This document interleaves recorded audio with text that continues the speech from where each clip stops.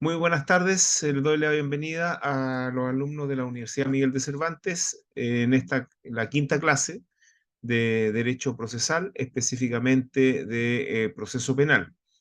Em, bueno, hoy día es 8 de septiembre del año 2023 y lo que pretendo ver en esta clase es las dudas que pueden haber quedado respecto de la clase asincrónica que ustedes vieron hace un rato sobre el Ministerio Público. Entonces, eso es lo primero, ver las dudas y seguir avanzando. Y vamos a avanzar respecto de los demás intervinientes y yo espero en lo que queda de clase, que podamos revisar todo lo que es el imputado, el interviniente imputado y el defensor, ojalá también, y llegar hasta la víctima y el querellante para la víctima y el querellante terminarla en la próxima clase. ¿Ok? Ya. Dudas, consultas respecto del Ministerio Público. A ver,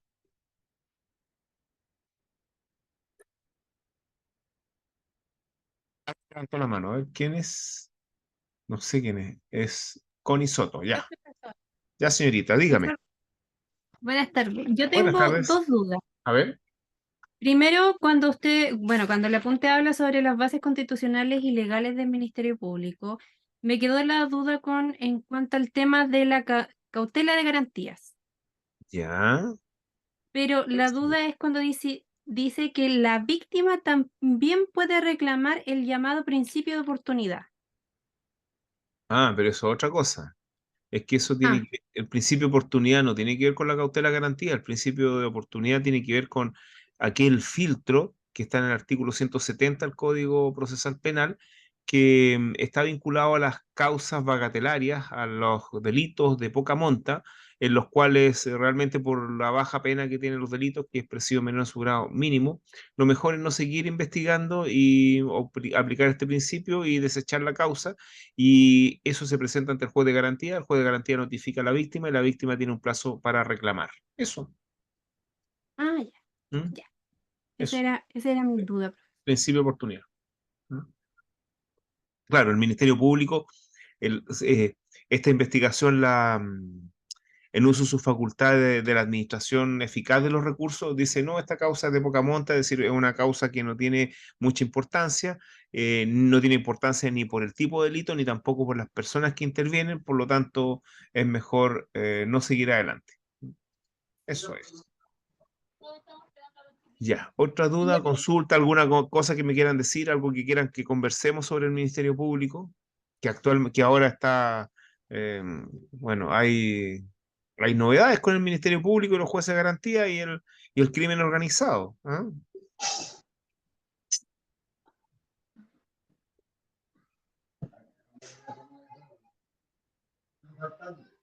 ¿Algo? ¿Alguna duda? ¿No? Nada. ¿Vieron la clase o no? Sí, profesor. ¿Sí?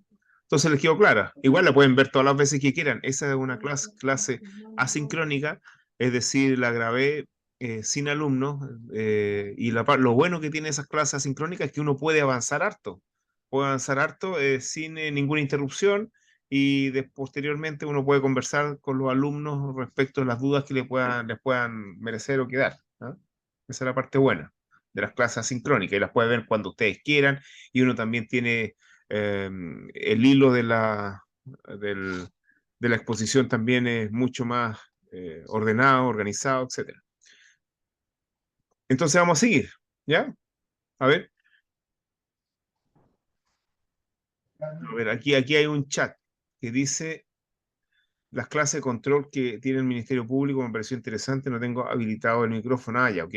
Sí, efectivamente, ¿se acuerdan que la clase pasada habíamos conversado esto sobre quién controlará el Ministerio Público y que, bueno, no pude encontrar el artículo en donde aparecían contrastadas estas dos opiniones de un fiscal y un abogado que el fiscal decía sí, sí habían controles, pero, pero los abogados y la gente en general no los ejercía porque o no los conocía o no los quería ejercer y por otro lado aparecía que el Ministerio Público no estaba sujeto a ningún control, lo cual no es así. ¿Mm? Bueno, entonces vamos a seguir con la clase, con el curso, y vamos a hablar del imputado. A ver, esto es la página, vamos a ver al tiro qué página es. Acá está. El imputado está en la página 47. Entonces, la página 47, ustedes la pueden ver, revisar, y vamos a hablar del imputado. A ver, em, las primeras dos cosas que hay que tener sumamente claro cuando hablamos del imputado son, en primer lugar, quién es el imputado. Y en segundo lugar, desde cuándo se es imputado, lo cual es muy interesante por los derechos del imputado. Bueno, vamos a ver primero la, la definición o el concepto del imputado. Realmente el imputado es cualquier persona, y actualmente puede ser incluso hasta una persona jurídica, respecto a la cual el Ministerio Público, y principalmente en este caso el Estado, persigue, dirige su pretensión punitiva. Su pretensión punitiva, su pretensión de castigo, de aplicación de la ley penal, principalmente, ya sea para bien o para mal. Ese es entonces el imputado. Y esto es sin distinguir ningún grado de convicción que se tenga respecto de la persona que es imputada, es decir, ningún grado de convicción respecto de la participación que le ha tocado en el delito, es decir, aquí no existe la evolución del sujeto pasivo como sí existía en el proceso penal antiguo, en donde cuando había mera sospecha, una persona era imputada. Cuando estas sospechas se agravaban y se convertían en sospechas fundadas, estábamos frente a un inculpado. Después, cuando estas sospechas se agravaban más todavía y eran presunciones fundadas de participación en el hecho que revestía carácter de delito, estábamos frente a un procesado. Y después, si se mantenía ese grado de convicción, más adelante durante el plenario, estábamos frente a un acusado. Pero en este caso, el imputado siempre va a tener el Estado, el Ministerio Público y todos en general, el mismo grado el juez también, el mismo grado de convicción respecto a la participación en el hecho. Grado de convicción que va a ser, podríamos decir, casi inexistente, porque una de las garantías más importantes del imputado es que el imputado está en un estado de inocencia, porque se presume inocente y por lo tanto siempre es imputado desde que comienza la investigación o desde que se logra imputar hasta la sentencia, hasta ante la sentencia condenatoria ejecutoriada. Va a ser imputado, es decir, va a ser inocente. ¿Ok? Entonces, esa es la importancia, la característica esencial del imputado, que es la persona contra quien se dirige la pretensión punitiva del Estado, sin importar el grado de certeza o de convicción que se tenga respecto a su participación en el hecho que reviste caracteres de delito. ¿Ok? Eso es lo primero respecto de quién es el imputado. Después, tenemos que dilucidar desde cuándo una persona es imputada. Y una persona, todo esto está en el artículo 7 y en el artículo 6 del Código Procesal Penal, para que lo revisen, no tengan, cuando estudien, vean esos dos artículos. ¿Desde cuándo? Perdón, en el artículo 7 y 8 del Código Procesal Penal. Entonces, ¿desde cuándo una persona es imputada? Una persona va a ser imputada desde que se le dé dicha calificación o desde que mediante un acto, ya sea judicial, ya sea policial, administrativo, etcétera, se indique como participante en un hecho que reviste carácter de delito. ¿Y esto cómo es? ¿Cómo ocurre todas estas cuestiones? Por ejemplo, un acto policial. Si una persona es detenida, por ejemplo, una persona que esté cometiendo un delito, es decir, que esté en estado de flagrancia, cometiendo el delito, es decir, infraganti. En este caso, si ustedes lo detienen, ese acto es un acto, podríamos decir que es un acto administrativo, un acto policial, porque ustedes están actuando por la policía. Si lo detienen en ese momento, ustedes lo están imputando. Por ejemplo, que es muy común en los casos en que una persona es asaltada, y pasa una patrulla, esto es muy común, la persona se sube a la patrulla, recorre los alrededores y en el momento que la persona, digamos la víctima, apunta, se indica a una persona como el responsable de haberla asaltado, por ejemplo, de haber cometido un robo con intimidación, en ese momento la persona se convierte en imputada. Y en este caso es imputada por un acto policial porque va a ser sindicada por la víctima y posteriormente detenida en flagrancia o en estado de flagrancia, que ya lo vamos a revisar. Otro caso, por ejemplo, se han dado casos mediáticos en los cuales por un reportaje en una revista de un periódico se han mencionado por parte de los entrevistados supuestos delitos y en este caso el Ministerio Público al leer este reportaje inmediatamente abre una investigación y al momento de abrir la investigación contra la persona que está sindicada en la entrevista, en ese momento también esa persona se encuentra imputada. ¿Ve? En ese caso está imputada por un acto administrativo del Ministerio Público. Profe, Chuta, hola, fuerte, bueno, ya. sí. Sí. Una persona que en los términos que usted dice pasa a ser un imputado, puede no saber que es imputado. O sea, me Ujú. refiero a estar investigando. Por supuesto, usted puede no saber si que es imputado. De hecho, es lo más común, no saber que se es imputado. Los delitos normales, digamos, los delitos que se cometen por personas que no son delincuentes, eh, uno puede no saber. Y hay, bueno, por ejemplo, hay varios casos. Por ejemplo, en el mismo caso que les planteé, si hay una entrevista o sale un reportaje en la televisión y se inicia una investigación, bueno, la persona afectada no sabe que el Ministerio Público abrió una carpeta de investigación en su contra. También existen casos de las querellas, que ese es el otro caso, una imputación judicial con un acto judicial. Cuando se presenta una querella, cuando en el caso en que el juez de garantía le da curso a la querella, en ese caso, en la querella se está imputando a una persona por un acto judicial. Y esa persona, este imputado puede no conocer esta querella, y de hecho no la conoce pues, hasta que es citado por el Ministerio Público. ¿Sí? Es muy común. De hecho, hay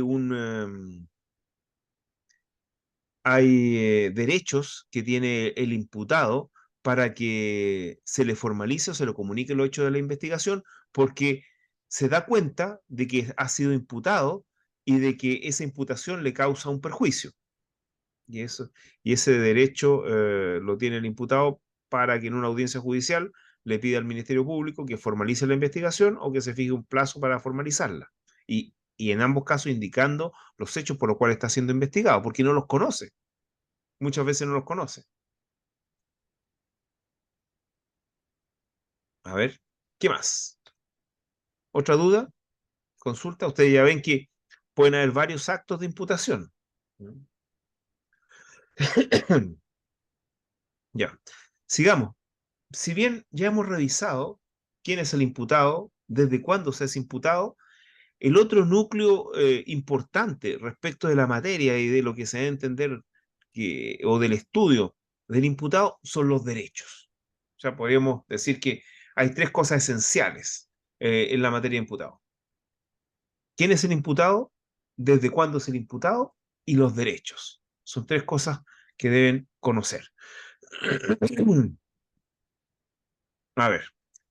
Em, Respecto de los derechos del imputado, tienen que tener claro antes de entrar a revisarlos que estos derechos le nacen desde el momento de ser imputado. No se puede entender un imputado sin los derechos del imputado. Son consustanciales, están eh, íntimamente unidos, tanto los derechos como la calidad de imputado, para que lo tengan claro. Ahora, también, si ustedes revisan el Código Procesal Penal, se van a dar cuenta que existen derechos del imputado desparramados en todo el Código Procesal Penal, pero se tiende a pasar esta materia con dos artículos, los artículos 93 y el artículo 94. ¿De qué tratan estos artículos? Estos artículos como que sistematizan en una lista los derechos del imputado, en el caso del artículo 93, del imputado en libertad, y en el caso del artículo 94, el imputado sujeto, o sea, privado de libertad. ¿Ya?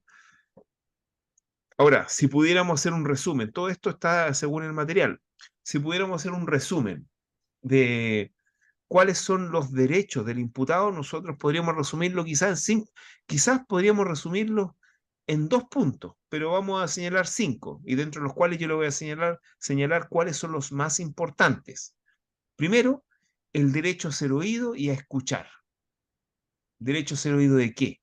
Derecho a ser oído, por ejemplo, en dar el imputado la versión de los hechos. Eso es lo primero. Y en este caso es interesante cómo la confesión o la declaración del imputado, porque así se trata la declaración del imputado, como declaración del imputado, no como una confesión, es una herramienta de defensa y no una herramienta más bien probatoria que le puede perjudicar. Y por otro lado, el derecho a escuchar. ¿El derecho a escuchar qué?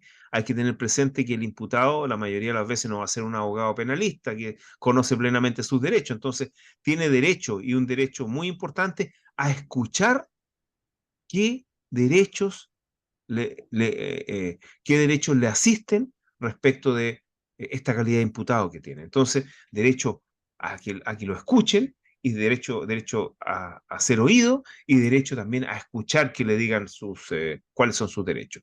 Si ustedes revisan, hubo un tiempo, y yo ¿sí?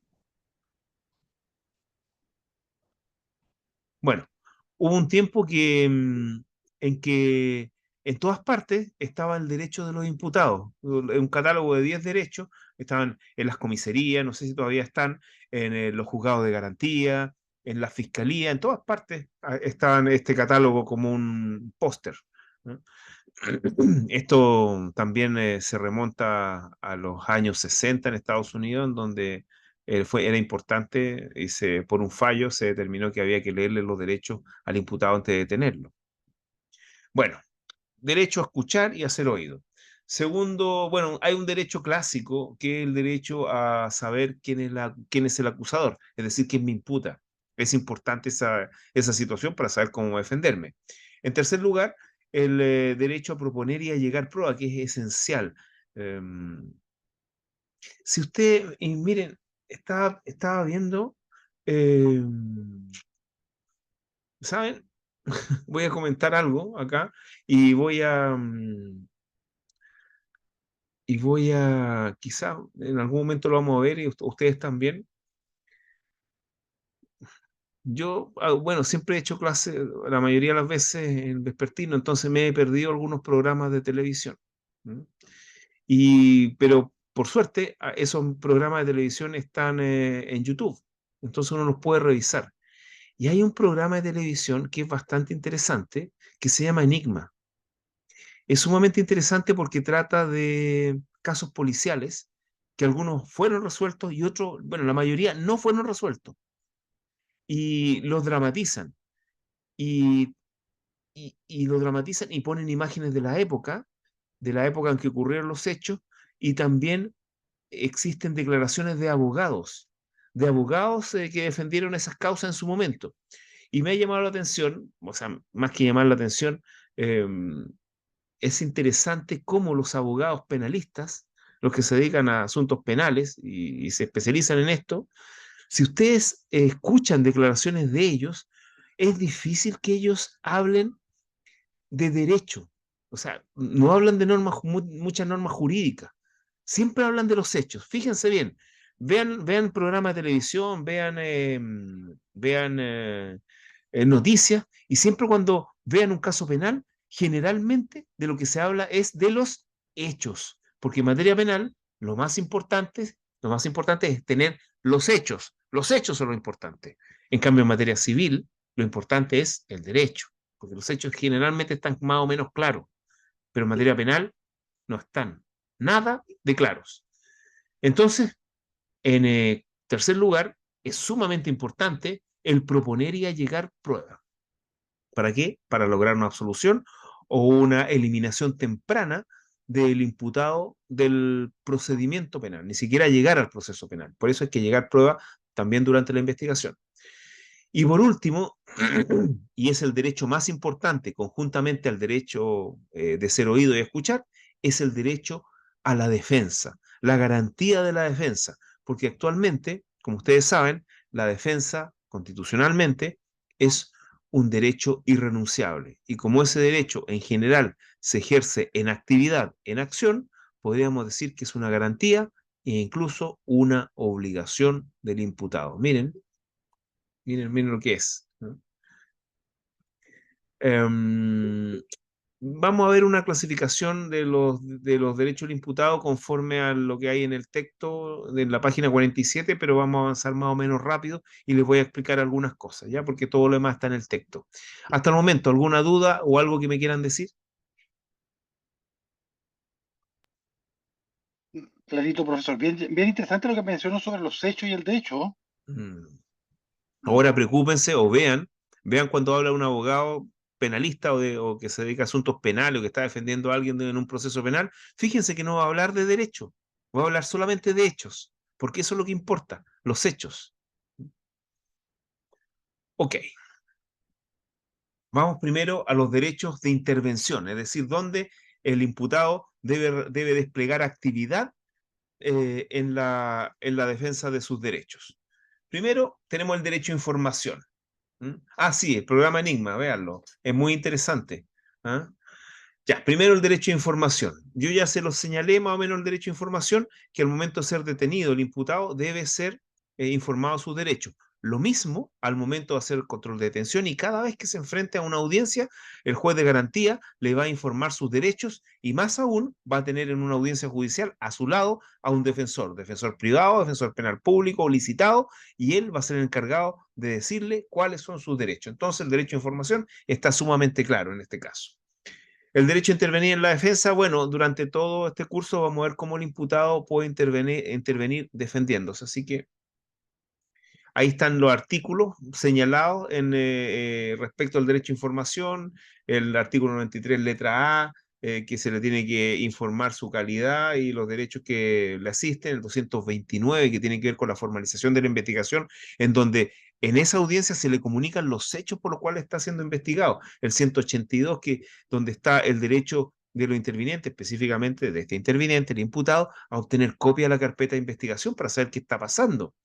Bueno, el artículo 93, letra B, le otorga derecho a tener defensa letrada, con lo cual el abogado le puede señalar los derechos que tiene. Entre ellos, uno de los derechos más importantes del imputado es a guardar silencio. El 94, letra F, entrevistarse privadamente con su defensor cuando está privado de libertad. Ya, a ver, déjenme ver si hay un derecho que me puede ser importante acá. Ah, bueno, el derecho a intervenir en su defensa, pedirle diligencia al Ministerio Público, pedir declaración judicial, incluso cuando en una audiencia ante el juez de garantía, que es muy bueno esto, eh, que se activan, también le puede pedir el imputado que se activen diligencias que están pendientes, que son importantes para excluirlo tempranamente del proceso penal. Bueno, y puede pedir su exclusión temprana mediante un sobreseimiento temporal o un sobreseimiento definitivo. Y por último, el derecho a reabrir la investigación, el 257, para que se hagan diligencias que son necesarias para la defensa. Bueno, después tenemos unos derechos, un grupo de derechos que tienen que ver con que el Estado no intervenga la esfera íntima del imputado. Y ahí hay varios derechos, como por ejemplo, que el imputado no sea sometido a tratos crueles, degradantes, ni tortura para que confiese. Bueno, en este caso ahí pueden leer lo que digo, las 7 partidas. En las 7 partidas estaba más o menos claro a quién había que torturar, personas que tuvieran una mala fama y personas que hubiera una sospecha respecto de ella, y siempre por orden judicial. Y ahora esta cuestión de la sospecha y la mala fama, como que también están vinculados a ciertas medidas cautelares. ¿Ah? Por ejemplo, la reiteración de delito implica que la persona podría tener una cautelar más grave y bueno, el grado de sospecha también es importante, el grado que tengamos de convicción de si participó o no en el hecho.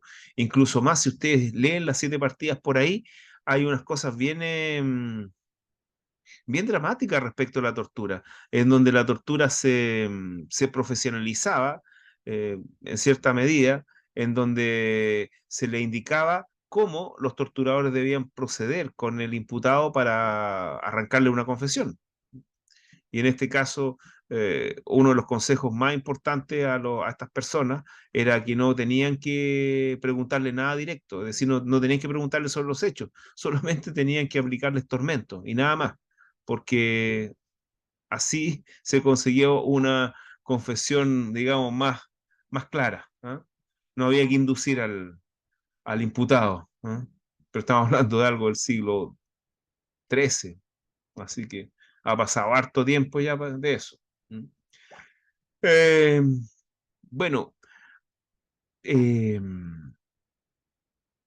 respecto a los tratos Profesor, crueles y degradantes, ¿sí? aún a riesgo de ser anecdótico, pero ¿Ya? una cosa, por ejemplo, que leí alguna vez es sobre la ejecución del parricida en las 7 partidas. Interesante, ¿no es Eh, cierto? lo metían en un saco En un saco con, con unos con bichos varios animales, y lo tiraban cuesta abajo. ¿Ah? claro, y Sí, ahí pues, al mar. Entonces, claro. tenía que, antes de ser ejecutado, ser sometido a las mordidas, picaduras, etcétera, de Mm. los animales, ahí tratando de luchar por su propia vida. O sea, brutal. Sí, porque es que recuerde que eh, la pena en esos casos tenía que ser ejemplarizadora, porque había menos Estado, la gente era menos, podríamos decir, civilizada, ¿no? Entonces, había que, bueno, las mismas ejecuciones actualmente, bueno, antes de que se derogara la pena de muerte en Chile, para algunos delitos, porque todavía existe para el Código Militar, Código de Justicia Militar, todavía existe la pena de muerte. Las ejecuciones están reguladas y las ejecuciones están reguladas en el sentido de que tienen que haber ciertas personas que sean testigos de esta ejecución y también periodistas o gente de los medios de comunicación. Así que, porque tiene que ser ejemplificador la pena. Bueno, para evitar todo esto de la tortura, para evitar todo esto de los apremios ilegítimos o la presión, porque siempre hay una presión para que el imputado, como pongo en el texto, para que el imputado confiese, siempre. Eh, siempre el juez, el Ministerio Público y la policía siempre van a querer que confiese. ¿Por qué? Porque se le soluciona el trabajo o el trabajo se le hace más sencillo a todos estos profesionales dentro del proceso penal y fuera del proceso penal. Porque si confiesa, tenemos todo claro, tenemos cómo fueron los hechos, tenemos la acreditación de la participación, etcétera. Entonces no tenemos que hacer que testigos declaren, peritos, ni nada, si ya tenemos la confesión. Entonces, para evitar todo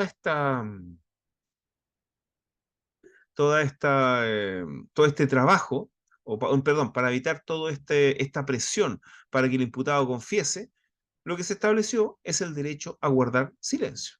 Artículo 93, letra G del Código. Es uno de los pilares esenciales dentro de este grupo de derechos en que el Estado no puede inmiscuirse en la esfera íntima del imputado. El derecho a guardar silencio, uno de los pilares fundamentales. Otro de los derechos que tiene el imputado, en el sentido de que el Estado no lo presiona en su esfera íntima, es que hay una limitación a la confesión. Es decir, esto está en el artículo 340, inciso tercero. Ya el tiempo de la Revolución Francesa, solamente por confesión se puede acreditar la participación, pero no el cuerpo del delito, no el hecho que reviste carácter de delito, solamente la participación. El delito deberá ser acreditado por otros medios de prueba. Y por otra parte, tampoco una persona puede ser condenada por el solo mérito de su confesión. Entonces ahí tenemos eh, más, eh, más antecedentes que nos dan cuenta de que se le obliga al Estado, en este caso al Ministerio Público o al querellante incluso, a buscar pruebas fuera de la esfera íntima del imputado, fuera del imputado. Ya. Bueno, el artículo 93, letra H, es evidente, no puede ser sometido a tratos crueles, degradantes, tortura, inhumano, etcétera. Aquí ustedes pueden, hay situaciones límite en donde, bueno, y si yo interrogo a un imputado durante 8 horas seguidas, ¿es un trato cruel y degradante una tortura? o 12 horas? Yo creo que sí. ¿Y cómo lo voy a interrogar durante 12 horas? Fácil. Me turno, me turno con varios detectives, 5 detectives o 6 detectives, 2 horas cada uno, o 3 detectives, 4 horas cada uno. ¿Ven? Es mucho.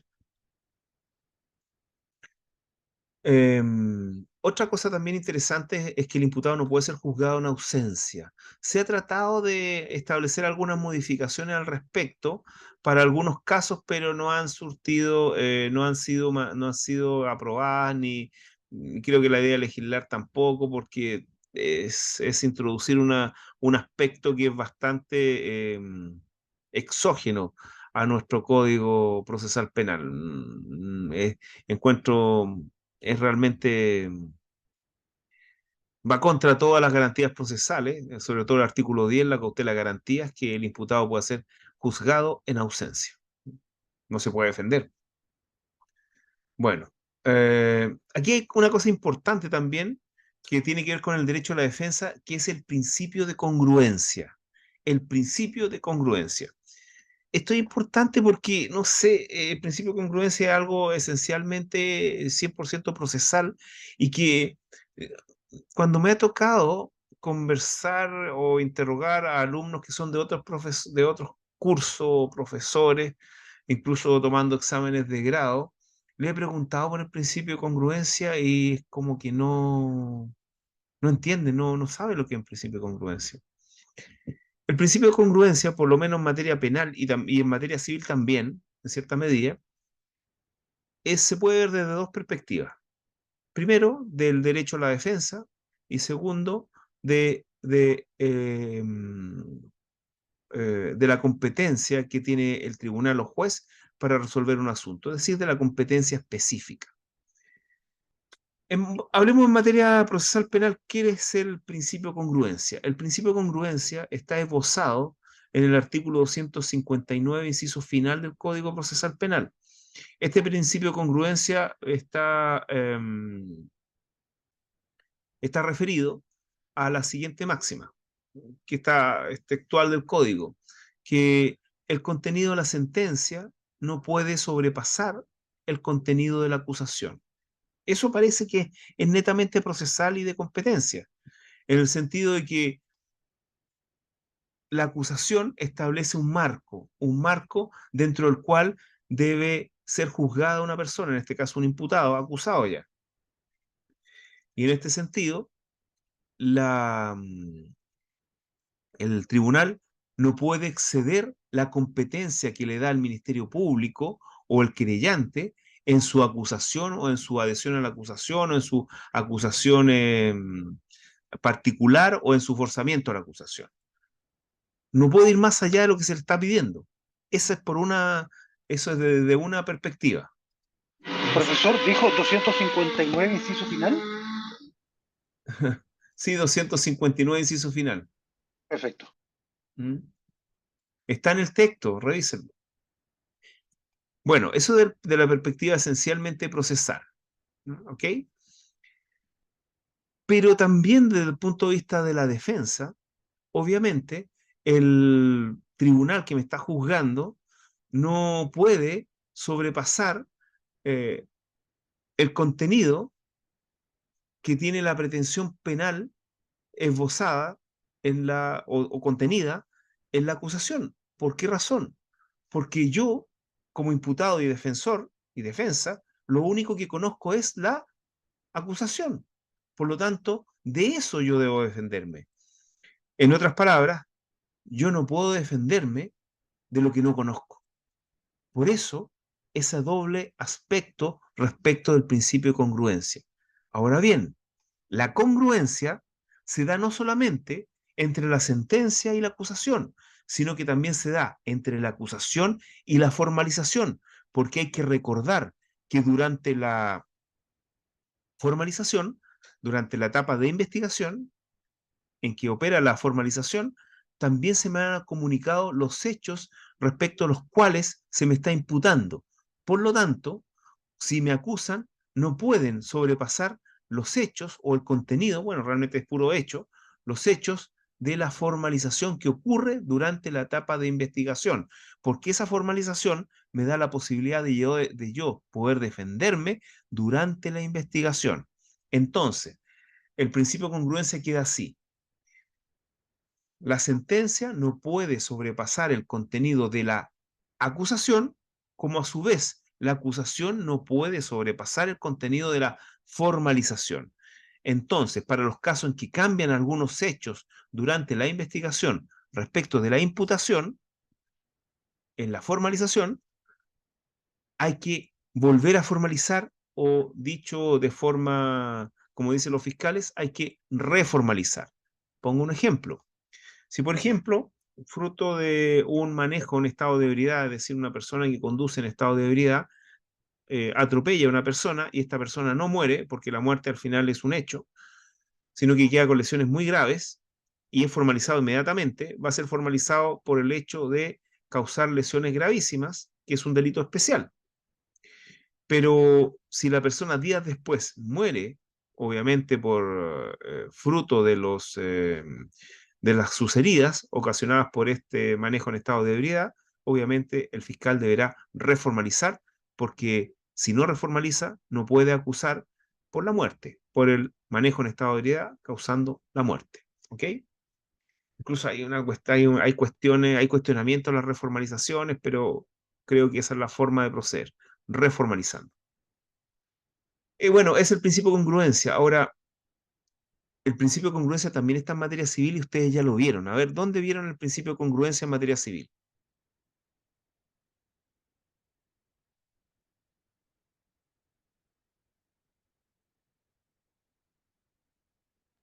La ultra petita. Justamente, ahí está, por la ultra petita, en la casación en la forma ultra petita. Justamente, eso es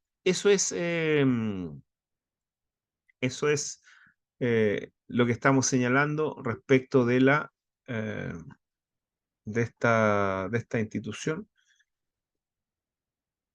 que es el principio de congruencia. ¿Ah? También procede en materia civil y es un vicio que es anulable mediante la casación. Ya. Ahora, igual la congruencia nosotros podríamos decir que en materia penal es absoluta respecto de los hechos. ¿Qué significa esto? Que los hechos no los podemos cambiar una vez que hemos acusado, pero no es absoluta respecto del derecho. Es decir, yo puedo cambiar el derecho en el juicio oral, pero para cambiar el derecho en el juicio oral, es decir, la calificación jurídica, es necesario que los jueces los jueces del Tribunal Oral en lo penal o de garantía en el caso del juicio oral simplificado, eh, les inviten a los intervinientes o a las partes realmente a que aleguen sobre un determinado punto de derecho. Que esto ocurre muy comúnmente en los casos de manejo de estado de ebriedad, en que la ebriedad está al límite o la ebriedad no está absolutamente probado y los jueces están quizás por condenar por otro delito, que sería, por ejemplo, el delito culposo de homicidio, por ejemplo. Entonces le invitan a que aleguen sobre esta situación para ver si procede o no procede este cambio de tipo penal. ¿Ya? Bueno, sigamos con esta cuestión de que el Estado no puede inmiscuirse en el fuero interno del imputado, y en este caso también tenemos la prohibición de reforma en perjuicio. Esto ya lo tienen que haber visto ustedes a propósito del recurso de apelación. ¿Sí? ¿Se acuerdan lo que es la reforma en perjuicio? Que también tiene un componente de competencia. ¿Saben o no lo que es la reforma en perjuicio? ¿Sí o no? ¿No? Parece que no, profesor. Parece que no. Ya. Parece que no, No, no me no, acuerdo yo al menos. definitivamente, profesor, no. Ya, miren, yo les voy a pedir por favor, porque acuérdense que este curso es bien complejo, yo les voy a pedir por favor que antes de que ustedes tengamos esta clase, ustedes durante la semana avancen con el material, avancen, porque esto está en el material. Ya, bueno, y cosa que yo después se los tenga que explicar, las cosas que tengan duda, pero está en el material lo que es la reforma en perjuicio. Miren, La reforma en perjuicio implica que al tribunal que conoce de un recurso no pueda modificar la situación jurídica o no pueda, o la resolución judicial si es que ésta no ha sido reclamada por alguna de las partes, por alguno de los recurrentes. Me explico. En materia civil, salvo que la ley lo faculte a actuar de oficio, pero eso es muy limitado, o sea, difícil. Le explico. A ver, si en materia civil, por ejemplo, en materia civil existe la prohibición de reforma en perjuicio, si en materia civil nadie apela, o solamente, imaginemos que apela solamente el demandante para que le suba la indemnización. Si apela solamente el demandante para que le suba la indemnización, la Corte no puede bajarle la indemnización al demandante porque no tiene competencia para ello. ¿Entienden? No puede reformar en perjuicio. ¿Sí? Es obvio, por un asunto de competencia. Ya, se entiende, profesor, ahora Ya, sí. ok. Ya, espérenme un poco. Ya. Esa es la reforma en perjuicio. Bueno, en materia procesal penal actual, moderna, está prohibida la reforma en perjuicio. Eso es, ¿por qué razón? Por una razón obvia, porque actualmente tenemos el Ministerio Público de un lado. Entonces el Ministerio Público representa los intereses del Estado. Por lo tanto, el juez no va a actuar de oficio. En cambio, en el sistema procesal penal antiguo no teníamos un Ministerio Público, solamente teníamos el juez que actuaba por todas partes. Entonces ese juez actuaba por todas partes, era un solo juez, entonces había una gran probabilidad de error. Entonces existía el trámite denominado la consulta, que era la activación de la segunda instancia de oficio. Y en ese caso, la Corte podía actuar dentro de todo el ámbito de competencia que había actuado el juez penal, porque se entendía que el juez de primera instancia era un juez que estaba bastante limitado por los recursos y por la cantidad de trabajo que tenía. Entonces existía la reforma en perjuicio. Eso significaba de que si nadie apelaba y se iba en consulta, la Corte podía revisar toda la causa, toda la sentencia dentro de toda la extensión. Y también implicaba que si solo apelaba el condenado para rebajar o para que ser absuelto, incluso le podía a la Corte darle una pena más alta, a pesar que nadie hubiera recurrido para dar una pena más alta. Eso se llama reforma en perjuicio. Actualmente en el sistema procesal penal no es posible modificar una sentencia o una resolución judicial o un proceso si es que no ha sido solicitado expresamente por alguna de las partes a través de un recurso, salvo dos excepciones, que son excepciones más bien no reforma en perjuicio, sino que una reforma en beneficio, que son las situaciones expuestas en el trabajo, ahí en el apunte que tenemos, que es el caso del artículo 360, si recurre un imputado y varios coimputados, si se altera la sentencia beneficiosamente, obviamente, respecto a ese imputado que recurrió, si es que esa condición personal también la tienen otros que no hayan recurrido, también la afecta. Pero es una reforma en beneficio, más que nada. 360, inciso segundo. También opera respecto del artículo 374 del Código Procesal Penal, cuando se hablan de los motivos absolutos de nulidad en caso que ellos aparezcan de manifiesto, ¿ya? Y nadie haya recurrido respecto de ello. Bueno, eso es fundamentalmente lo que es el imputado.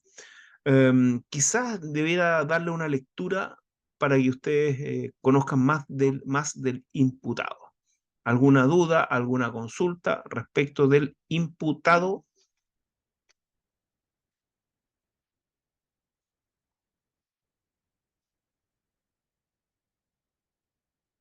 ¿Nada?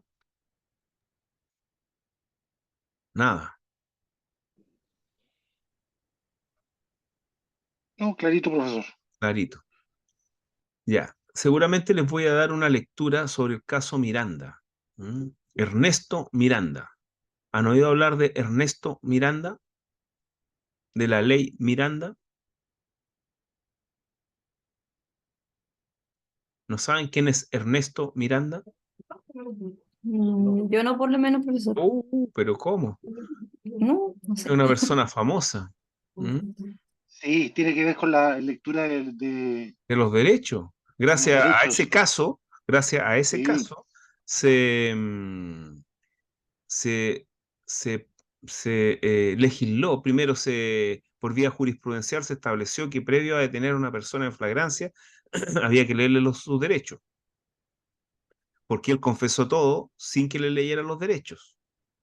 Entonces entendieron de que esa prueba era ilícita. Entonces se anuló el juicio. Era un caso bien dramático. Les voy a mandar un texto sobre eso para que conozcan qué le pasó a Ernesto Miranda. Em, la ley Miranda, entonces, el acta Miranda. Bueno, dudas, consultas respecto al imputado. Yo creo que ahora quizás no van a tener duda o consulta, pero después les van a surgir unas dudas, unas consultas, porque el imputado, realmente todo el Código Procesal Penal gira en torno al imputado. Todo gira en torno al imputado. Algunos han dicho que el Código Procesal Penal es la carta magna del imputado, es la constitución del imputado, porque está plagada de derechos del imputado. No, nada. Profesor, ¿Sí? don Ernesto Arturo Miranda, de Estados Unidos, que Ernesto, murió a los 40, a los 34 años. Ernesto Miranda. Sí. Ah, Sí. que hay un... ¿Vieron Wikipedia? No, no, no, está también en el... En el Está texto. en el... Sí, Sí, pero se parece el texto. sí, pero tengo un texto sobre que ahí explica, bueno, explica cómo murió también, porque falleció. ¿Ah? ¿Ah? Explica cómo es el caso Miranda. ¿Ah? Ya. ¿Algo no me quieren decir nada respecto del imputado? Que actualmente estamos llenos de imputados. Por ejemplo, hoy día vi una noticia en que, en que había una persona que fue a dejar a unos amigos a su casa, y le intentaron hacer un asalto, no sé, una encerrona. Y para mala suerte de los imputados, esta persona era un funcionario carabinero en retiro. Entonces lo repelió a balazo y hubo 2 muertos. Eran cuatro personas cuatro imputados, podríamos decir. Le llaman a sujetos de interés, pero yo creo que son, más que sujetos de interés, son imputados. ¿Ah? Era porque aparte de llamarlos imputados no es nada, pues si los imputados son inocentes, entonces no es nada. Em, y 2 resultaron muertos. Entonces yo me preguntaba lo siguiente, ¿realmente ese carabinero andaba con una arma? No sé si los carabineros en retiro tienen la posibilidad de portar armas, porque en Chile está muy limitada la posibilidad de portar armas. No sé si alguien sabe. Mi papá tenía autorización para usar armas y estaba en retiro, Ah, ok. pero Ya. dentro de del Puede. domicilio más que nada, si No, siempre nos no. decía, si encontramos a alguien, teníamos que pegarle afuera y entrarlo al jardín, Ay, aunque no, sea. pero no digan esas cosas, sí. Pero, ya, pero portar es diferente Pero a, él la a tener portaba, un pero no arma. podía Ah, tenerlo ya. nadie más, solo Ya, él. sí. Ah, ya, ok. Sí, Pero en bueno, ese caso igual ya. es como defensa propia, pero ¿hasta dónde? Porque igual ¿Mm? lo dejan como parte como imputado también, por estar en la calle. No sé, es que la situación creo que había en cámara, entonces fue bastante, sí, bueno, si a alguien lo apuntan con un revólver, él está en el derecho de disparar. ¿Mm? ¿Se acuerdan de las películas del oeste cuando habían duelos? ¿Se acuerdan o no? Sí.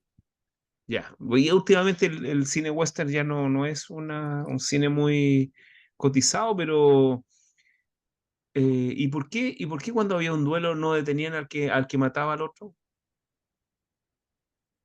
En ese tiempo era la cultura, eran las No, costumbres de no, esas pero épocas. no, pero veámoslo desde el punto de vista del derecho penal. ¿Por qué no? Porque si existía la posibilidad de batirse a duelo Pero para resolver. aparte de eso, ¿cuál es la razón de fondo? Porque todos andaban armados, po. Porque la ley era muy débil. O sea, era débil y fuerte a la vez, porque Existía la autotutela, sí, tiene que ver por ahí, pero todos andaban armados. Entonces, si si una persona es apuntada con un arma de fuego, el otro puede disparar. Se dan todos los requisitos de la legítima defensa. Y realmente esas muertes eran en legítima defensa. El solo hecho de Bueno, que alguien apunte con un arma de fuego es razón suficiente para que si una persona tiene un arma de fuego, disparar. Esta semana ha salido en hartas veces la noticia de que los detectives o que están eh, libres, o sea, no están en trabajo en el minuto, pero han repelido harto, como usted dice, los encerronas o los asaltos en las casas. Qué bueno. Eso es bueno. Bueno, dudas, consultas respecto del imputado, nada. Una de las primeras cosas que les puede pasar o ya les ha pasado, que algún amigo, algún familiar, algún vecino los llamen porque están detenidos. Eso lo vamos a ver después en todo caso. Entonces ahí Vinieron usted... a mi casa de la PDI, vinieron a buscar un celular que mi hija compró por internet con boleta, Mm, con todo como corresponde, y lo vinieron a buscar a mi domicilio. mire, En Radio Patrulla, todos armados, como si hubiesen delincuentes en la casa, y mi hija estaba sola. mm, Y le dijeron, o entregas el celular o te vas con nosotros, pero no traían orden, no traían nada y ella estaba sola. Me llamó y no, bueno, le dije, entrégalo, si ya, nada que hacer si estás sola. bueno, Pero eso parece un había abuso, sido, pero... había sido un asalto a un camión de mm, Entel y Entel como empresa hizo el oh, reclamo.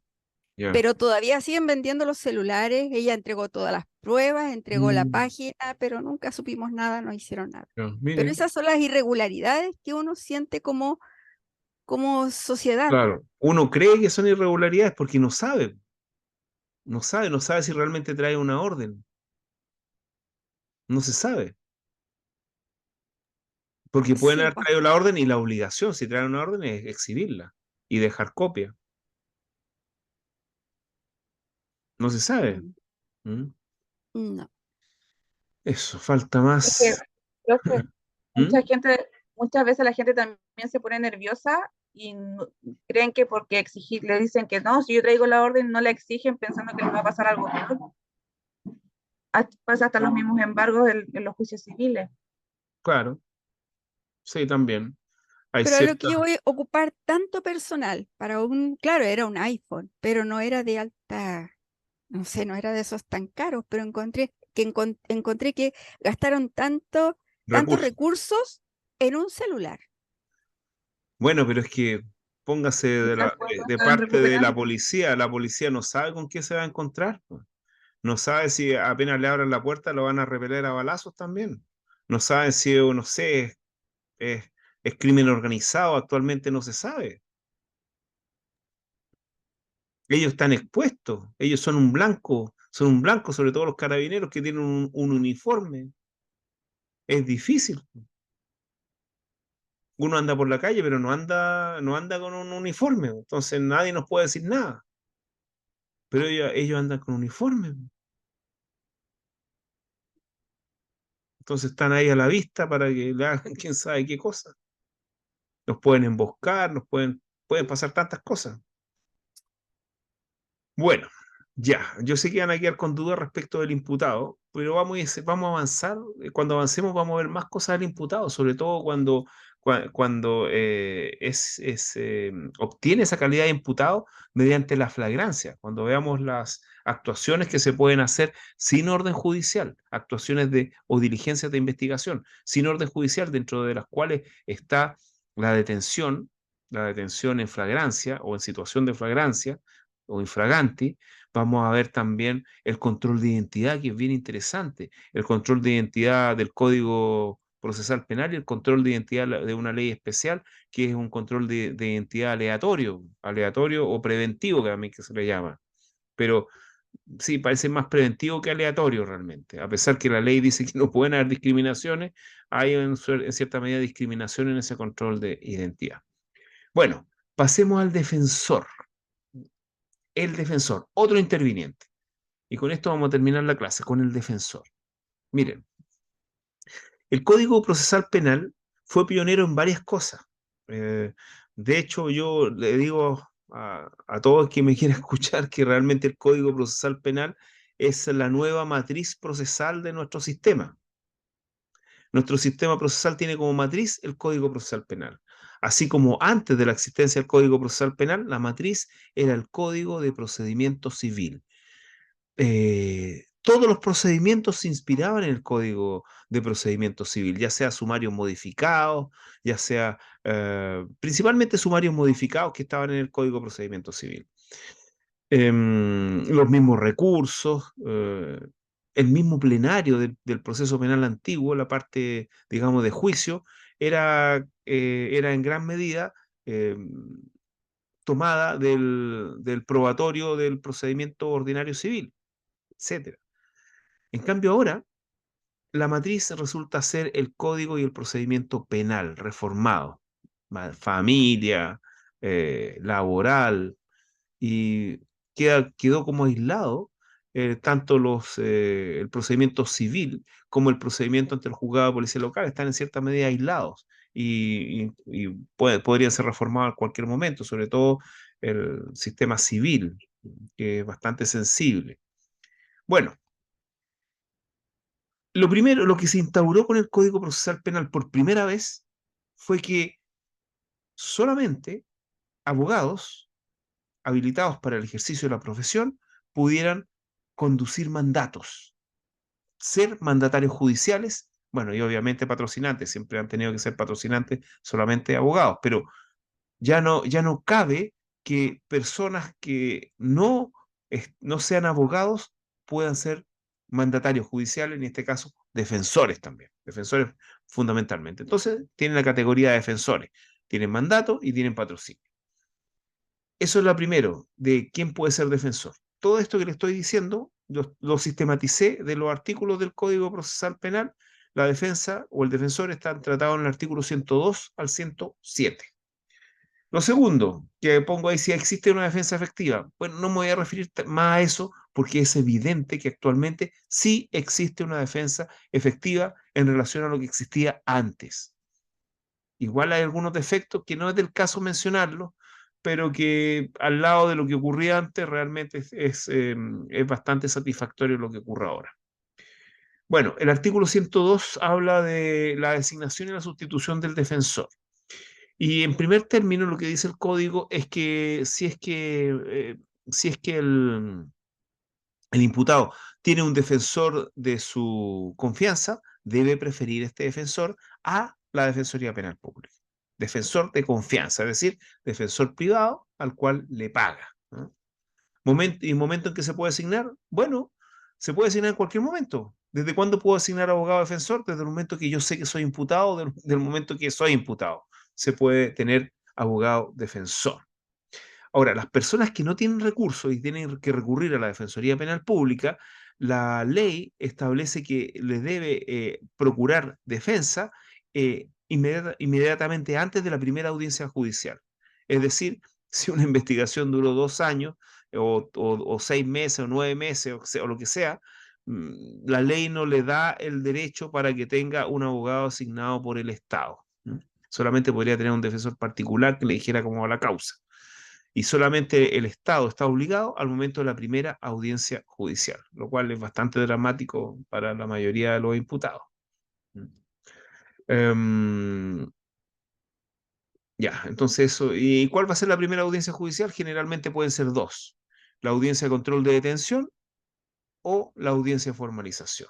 Si ustedes ven, alguna vez han visto una citación, audiencia de formalización, dice lo principal, formalización, en el otro sí, designación de defensor penal público. Ya. A ver. Un punto hay que poner ahí, ya.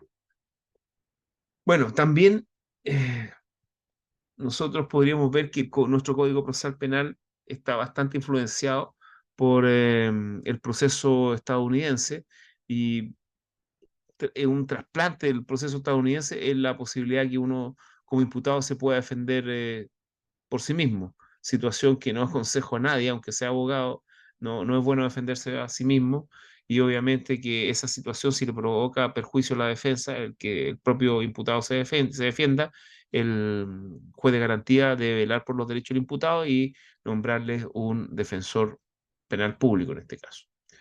Bueno, renuncia a la defensa, artículo 107 o revocación. Bueno, en cuanto a la revocación, no hay problema, el imputado en cualquier momento puede revocar la defensa a su defensor y puede designar otro, pero en cuanto a la renuncia, aquí hay límites. Por ejemplo, respecto a la renuncia a la defensa, el límite está en que no se puede, o sea, si se renuncia, sigue teniendo responsabilidad hasta que no designen un defensor, otro defensor, lo cual es bastante sencillo porque inmediatamente que un defensor penal privado renuncia, inmediatamente le nombran un defensor penal público.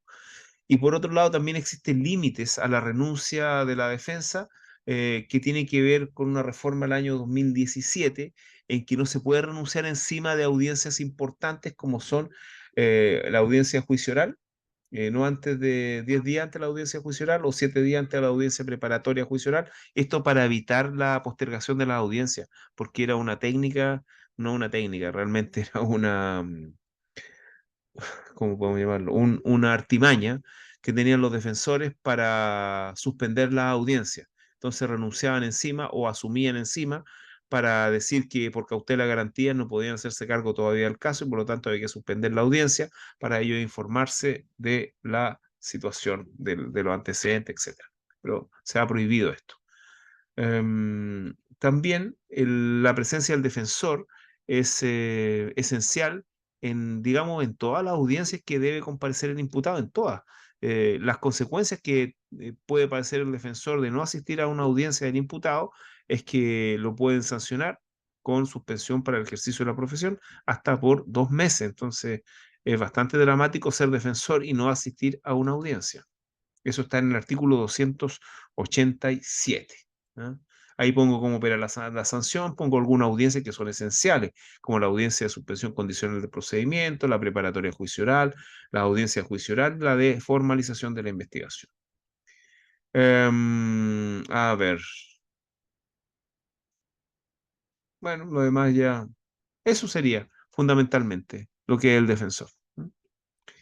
¿Dudas, consultas respecto al defensor? A ver, son 5 artículos o 6 artículos que ustedes deben leer y estudiar, pero como les digo, les voy a mandar algo del imputado. Les voy a mandar algo de Ernesto Miranda para que conozcan quién era Ernesto Miranda, ¿ya? Bueno, son las 21:19 ya, es bastante tarde, así que si no tienen ninguna duda o una consulta, vamos a dejar hasta acá, ¿o no? Profe, Sí, Perdón. puede di- levantar la mano.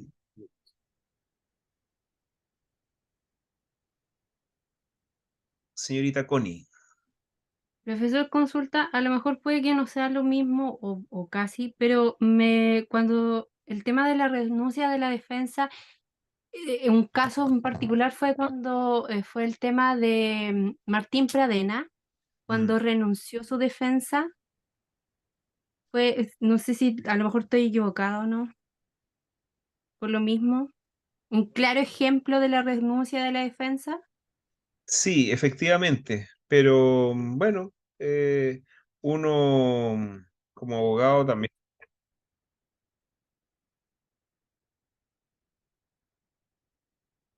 hay veces que el cliente se hace indigno de nuestro servicio, entonces en esos casos uno debe renunciar.